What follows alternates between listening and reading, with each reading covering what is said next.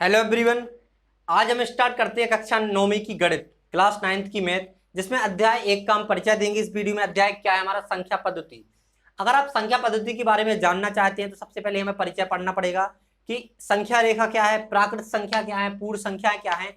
अगर आप अध्याय 1 को स्टार्ट करना चाहते हैं तो आपको संख्या पद्धति पढ़ना बहुत जरूरी है, उसका परिचय पढ़ना बहुत जरूरी है। तो आइए हम स्टार्ट करते हैं इसको। उसके बाद प्रश्नावली 1.1 को अगली वीडियो में पढ़ेंगे। तो यहाँ पर अगर हम देखेंगे तो सबसे पहले हमें इस परिचय में संख्या रेखा के बारे में जानकारी होना बहुत जरूरी है। तो संख्या रेखा आप जानते हैं, संख्या रेखा में क्या होती है, धनात्मक संख्याएं होती हैं, जीरो होता है, और ऋणात्मक संख्याएं होती हैं।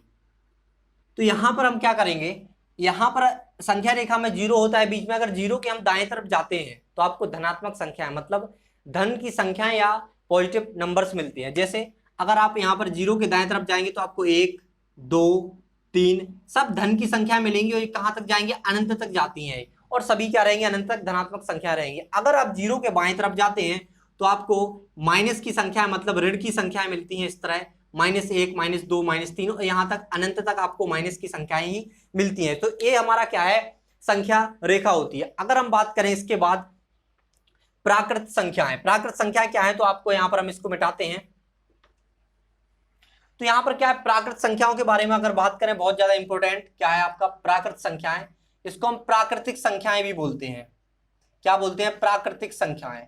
अगर हम प्राकृत संख्याओं की बात करें तो ये क्या होती है, 1 से स्टार्ट होती हैं और अनंत तक जाती हैं। क्या होता है, 1 से स्टार्ट होती हैं और अनंत तक जाती हैं। 1, 2, 3, 4 यहां तक अनंत तक जाएंगी। ये क्या रहती हैं, सब धनात्मक, धन पूर्णांक होते हैं, सब क्या होती हैं, धनात्मक संख्या होती हैं।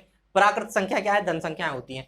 अगर बोला जाए कि सबसे छोटी प्राकृत संख्या क्या है, तो 1 है, प्लस का 1 सबसे छोटी प्राकृत संख्या। अगर सबसे बड़ी प्राकृत संख्या बोला जाए तो अनंत है। ठीक है, अगर हम बात करें हमारे प्राकृत संख्या हो गए, आपको लिख लेना है इसको, बहुत ज्यादा इंपॉर्टेंट है। ठीक है, क्योंकि इसमें कंफ्यूजन बहुत ज्यादा होता है। अगर हम बात करें इसके बाद पूर्ण संख्याओं की, तो यहां पर लिखते हैं पूर्ण संख्याएं।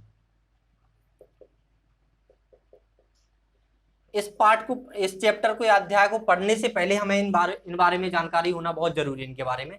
अगर हम बात करें पूर्ण संख्या है, तो यहां पर आपने पढ़ा था प्राकृत संख्या की जो 1 से स्टार्ट होती हैं, धन 1 प्लस 1 से स्टार्ट होती हैं और अनंत तक जाती हैं। ठीक है, वो क्या कहलाती है, प्राकृत संख्या। लेकिन पूर्ण संख्या क्या है, तो पूर्ण संख्याओं के बारे में अगर हम आपको बताएं तो जो 0 से स्टार्ट होती हैं, 0, 1, 2, 3 से लेके अनंत तक जाती हैं, 0 से स्टार्ट होती हैं और 1, 2, 3 से अनंत तक जाती हैं, वो क्या कहलाती हैं, आपकी पूर्ण संख्याएं।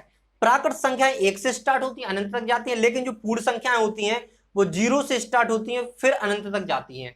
तो आप याद रखना, पूर्ण संख्या क्या है, 0 से स्टार्ट होती है, प्राकृत संख्याएं 1 से स्टार्ट होती हैं। अगर हम बात करें सम संख्याओं की, अगर बात करें पूर्णांक की बात कर लेते हैं हम, अभी पूर्णांक की बात करते हैं हम। पूर्णांक, तो पूर्णांक के बारे में आप जानते होंगे। अभी आपने पढ़ा प्राकृत संख्याएं जो 1 से स्टार्ट होती हैं, पूर्ण संख्याएं जो 0 से स्टार्ट होती है। लेकिन पूर्णांक क्या है, पूर्णांक में क्या होता है, आपकी धन की संख्याएं भी होती हैं और ऋण की संख्याएं भी होती हैं और आपका 0 भी होता है। तो यहां पर अगर हम लिखते हैं कि जो 0 भी रहेगा जिसमें, और जिसमें माइनस की संख्याएं भी रहेंगी, देखो -1, -2, -3 से लेके अनंत, माइनस अनंत, जितनी भी अनंत तक आप जा सकते हैं संख्याएं, वहां तक माइनस की संख्या रहेंगी। इसमें किसमें, पूर्णांक में। और अगर पूर्णांक की बात करें तो इसमें धन की संख्याएं भी रहती हैं, कहां तक, अनंत तक। मतलब अगर बोल सकते पूर्ण संख्या क्या है, वे संख्याएं जिसमें धन पूर्णांक भी होते हैं, ऋण पूर्णांक भी होते हैं और 0 भी होते हैं। मतलब धन की संख्याएं भी होती हैं, ऋण की संख्याएं भी होती हैं और 0 भी होता है, वो क्या कहलाता, अपना पूर्णांक कहलाता। इनके बारे में आप जानकारी समझ चुके होंगे। अगर हम बात करें सम संख्याओं के बारे में, तो यहां पर हम यह लिखते हैं सम संख्याएं। तो अगर इनके बारे में हम बात करें, सम संख्या क्या है, तो आप जानते हैं जिनके इकाई में, जिन संख्याओं के इकाई में क्या होता है, 0 होता है, 2 होता है, 4, 6, 8 होता है। तो यहां पर लिखते हैं यहां पर लिखते हैं जिन संख्याओं के इकाई में, जिन संख्याओं के इकाई में क्या होता है, 0, 2, 4, 6, 8, तो वो क्या कहलाती है, हमारी सम संख्याएं कहलाती हैं। अगर विषम, इसको क्या बोलते हैं, सम को बोलते हैं इवन, हिंदी में, इंग्लिश में क्या बोलते हैं, इवन, और विषम को ऑड बोलते हैं। तो इतना सब कुछ बनता होगा आप पे। ठीक है, सम संख्या क्या है, जिन संख्याओं के इकाई में 0, 2, 4, 6, 8 होता है, वो क्या कहलाती है, हमारी सम संख्याएं। अगर विषम संख्याओं के बारे में बात करें हम, विषम संख्याएं, अगर हम विषम संख्याएं के बारे में बात करें, विषम संख्याएं क्या होती हैं, तो जिन संख्याओं के इकाई के अंक में क्या होता है, जिन संख्याओं, लिखते हैं यहां पर, जिन संख्याओं की इकाई में,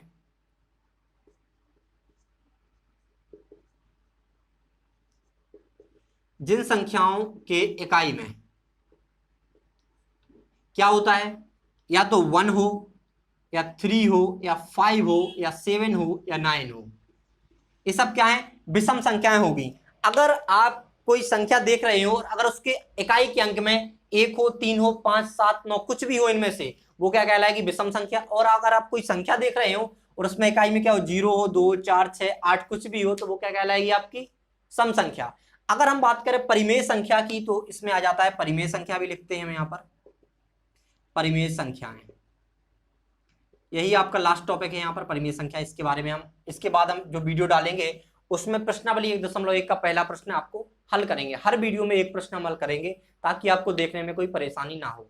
तो यहाँ पर अगर हम बात करें परिमेय संख्याएं के बारे में बात करें, परिमेय संख्याएं क्या होती हैं, तो जिनमें अंश बटे हर होता है, अंश होता है और आपका हर होता है, मतलब आपका अंश और हर से मिलने वाली संख्या क्या कहलाती है, परिमेय संख्याएं। मतलब अगर इसका लिखना चाहें तो P बटे Q के रूप में जो लिख सकते हैं, जिसमें अंश होता है एक हर होता है, वो क्या कहलाती है, आपकी परिमेय संख्या। अगर बात करें जीरो, जीरो क्या है, एक परिमेय संख्या है, अपरिमेय। देखो क्या होता है, जीरो के अगर बटे में हम 1 लिख दें तो क्या है, ये परिमेय संख्या बन जाएगी।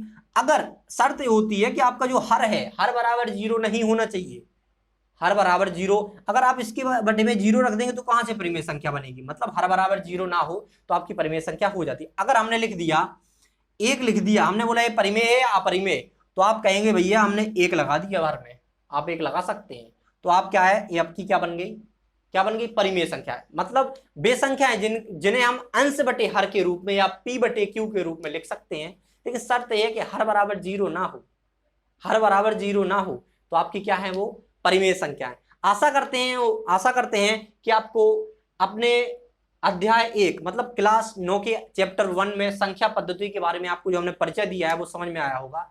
इसी के साथ हम आपसे विदा लेते हैं, मिलते हैं अगली वीडियो में प्रश्नावली 1.1 के प्रश्न पहले के साथ। Thanks for watching.